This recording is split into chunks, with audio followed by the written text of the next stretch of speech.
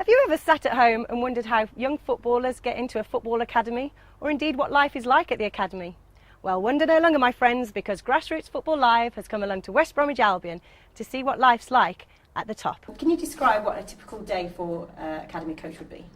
Yeah, well, it's an early start normally. How is it? How early? Well, you know, it's one of them where the kids are expected to be in for 9 o'clock, so, you know, as the staff, you know, we have a little respect for the kids and make sure that we're in here well organised before they get in. So we're here before 9 o'clock, and it's pretty much getting the sessions ready for the day ahead.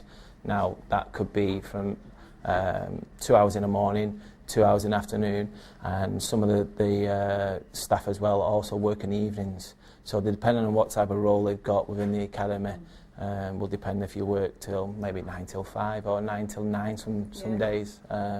So it'll be a couple hours in the morning, a little bit back to eat, refresh, back out, and then obviously, you know, you get a couple of 3 hours before you train again in the evening.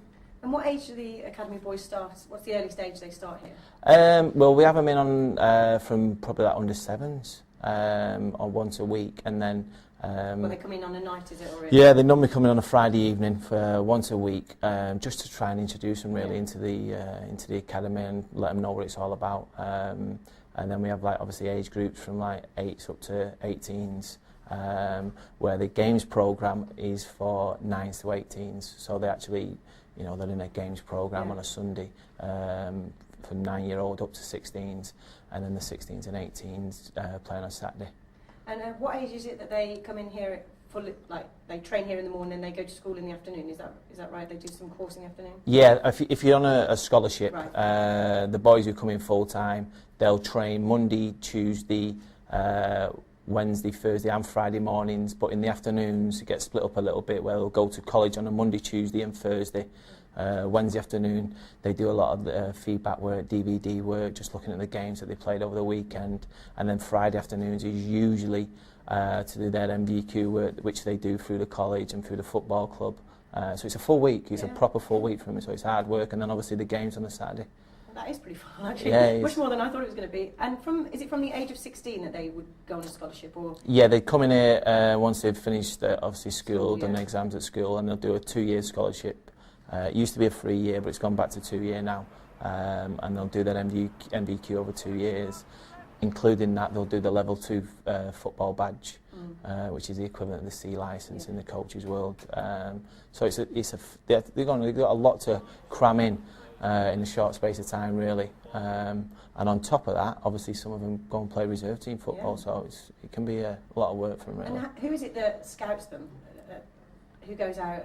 Have you got a bunch of coaches that go out? Yeah, I think. Well, what tends to happen is that if you got the right recruitment at the football club, and you're doing the right things and you're creating the right environment for the kids, the idea is to get a boy in at age 7. And if you get him in at age 7, if you're doing the right things and he's enjoying himself and he likes the environment, you'll keep him until he's under 16, and then hopefully then get him on a 2-year scholarship. I think it becomes a little bit more difficult to get kids and say, for instance, as a 14-year-old who not been bought but got by another club. It's a lot easier to get them in at a young age and then keep them in the club, because you very rarely find boys playing in a Sunday park who are 14 playing for a Sunday league club who are going to be the standard to what you want at the football club.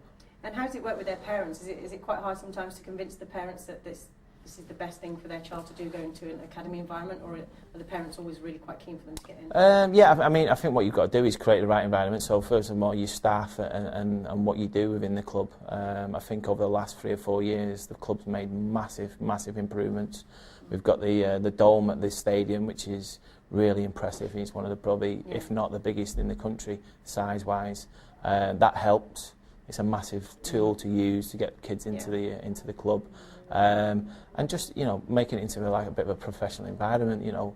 I think what tends to happen is that once we get them in up to 16, then they must realise that, you know, it's work, it's a professional environment now. They've got 2 years to get themselves a professional contract. And it must be really important because the club has set up the fact that they go to a local college. you've got a scheme with a local school, haven't you? Yeah.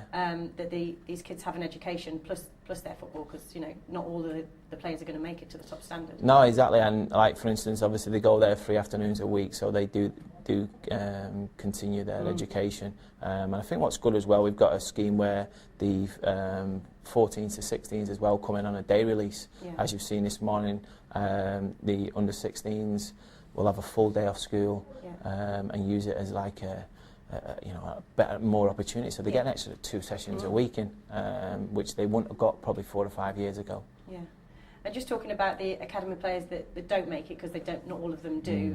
Is it your job to let them know that the club no longer thinks they can make it? It's a difficult. That's one of the it's very much so. I mean, sometimes you might have a boy. If you've been at the club yourself for maybe 8-10 years as a coach, you might have been at the football club, and that boy coming as maybe as an 8-year-old, sorry, and then all of a sudden, as an 18-year-old, you have to say sorry, but your future's heartbreaking. Yeah, it is, and it's difficult because you get to know the lads, exactly, and it's some of the lads take it different ways, and you just got to be careful and respect different people to handle it in different situations. All of a sudden they could be 1 minute from being your best mate to your worst enemy. You have to sort of like, okay, give them time, let them get over it. And a couple of weeks down the line, when everything's cleared a little bit, all of a sudden that communication starts again. So that's the worst part of your job, but the best part must be when you see your academy players actually going on to play for the first team. Well, that's the ultimate aim, and it's every academy. That's what we're here to do, basically try and produce players to play in the first team. It's getting more difficult with the influx of foreigners in the game and the amount of money that's being piled into the game. If we can get, first and foremost, we want to produce professional footballers. So if we can produce them for West Bromwich Albion, fantastic. If they can go and play for another club, maybe not as high a level, then it's still an achievement. But that's the ultimate aim, really. And just going back to when the kids are at a young age of 8 and 9, when they first come into the academy, what's the kind of things that the coaches look for in a player? I think all clubs will have a personality profile. It's quite some of the things, like they use the word spit. They used to use it at Ajax, which is like speed, personality, intelligence, technique. Every club will have different personality profiles, and I think from West Brom's point of view, it's just there's certain things that we want to speed. Obviously, speed and power is a big thing in the game at the minute. Now, that doesn't necessarily mean you're going to be able to spot things like that in an 8-year-old, because of course, they develop they've got so many physical demands on them. So I think it's just having an eye for someone who's got maybe a little bit of game intelligence, something a little bit different to the other players. I watch my boys' team. My boy's only 6, and some of the teams you find where they're just chasing after the same ball, and then you see the clever ones who are going, I don't really want to go in that situation. The ball comes out to them, and they're the ones who are a little bit different. Read the game better. Yeah, definitely.